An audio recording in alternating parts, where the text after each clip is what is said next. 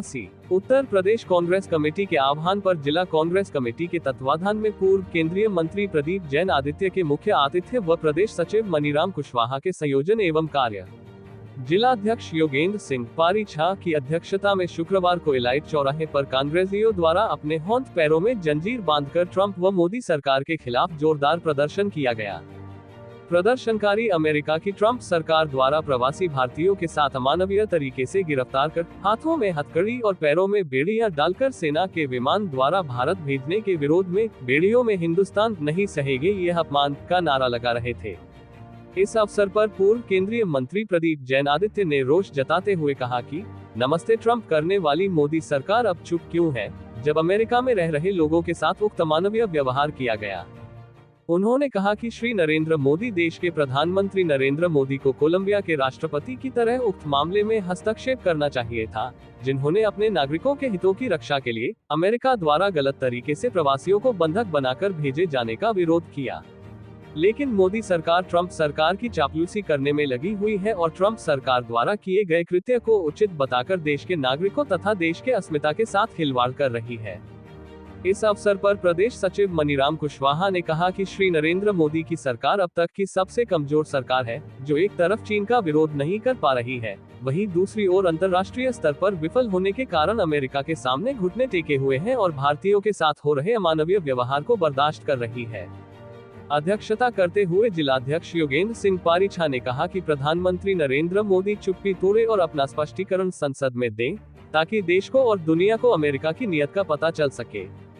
इस अवसर पर पूर्व शहर अध्यक्ष इम्तियाज हुसैन, मुकेश अग्रवाल, इदरीश खान, बलवान सिंह यादव, देवी सिंह कुशवाहा, हरीश लाला, मुन्नी देवी अहिरवार, शहर अध्यक्ष महिला कांग्रेस आशिया सिद्दीकी, अरविंद बबलू, शंभू सेन, वैभव बट्टा, अमीर चंद आर्य, नफीस मकरानी, अनिल रिछारिया, शफीक अहमद मुन्ना, गिरिजा शंकर राय, मानव श्रीवास्तव, पंकज मिश्रा, रवि दुबे, महेंद्र मिश्रा, महेश कुशवाहा, इंदिरा रैकवार, महेश चंद वर्मा, हरिओम श्रीवास, अशोक कंसौरिया, राजकुमार फौजी, सूरज प्रकाश राय, कमल जैन, आफ्ताब हुसैन आब्दी, नीरज सिनोरिया, नीरज सेन, शाहिद खान, हरिओम ब्रिजवासी, प्रशांत भगोरिया, मेवालाल भंडारिया, जावेद खान आदि उपस्थित रहे। उत्तर प्रदेश झांसी से सुधीर सिंह की रिपोर्ट।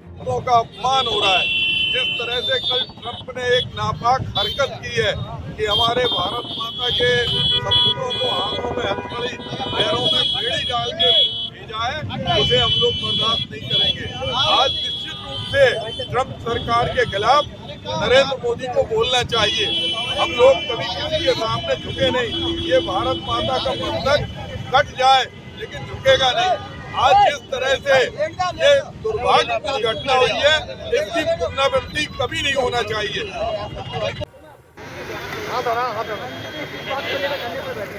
हमारे देश की सरकार नींद में सो रही और ऐसे में भारत माता के सपूतों को हाथों में हथकड़ी, पैरों में बेड़ी डालकर ट्रंप सरकार हिंदुस्तान भेज रही और उनकी ये मंशा हम कामयाब नहीं होने देंगे। पूरे देश में इस बात का विरोध हो रहा है। अगर हमें ध्यान हो, हमारे यहाँ एक उधम सिंह हुए थे और उन्होंने अंग्रेजों की छाती पे चढ़कर अपने पिताजी के अपमान का बदला लिया था। आज अरबों लोगों का अपमान हुआ। ये केवल उन लोगों का अपमान नहीं हुआ जिनके हाथों में हथकड़ी, पैरों में बेड़ी डाली। ये पूरे देशवासियों का अपमान है।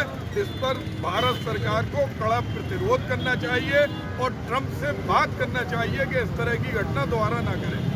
अगर जैसा कि आप कह रहे हैं, उनको तो डिपोर्ट किया गया है और ये एक तरीके का जो डिपोर्ट होके आए उन्होंने भी ये बताया है कि व्यवस्था ना बिगड़ने पाए, इसीलिए उनको हथकड़ी लगाई गई थी। ये डिपोर्ट की भाषा, ये डरपोक सरकार की भाषा है। जो लोग गए थे, जो 20 साल से बाहर रह रहे थे, वो कोई भी गैर कानूनी ढंग से नहीं रह रहे थे और उस पर सरकार का समर्थन ये बताता है कि सरकार अमेरिका की जेब में बैठ के अपनी वक्तव्य दे रही। आज जिस तरह से उनके माता पिता ने 50 लाख 60 लाख रुपए दिए और उनको भेजा, उनके पास पासपोर्ट था, उन पर वीजा और उसके बाद की सरकार डरी हुई है।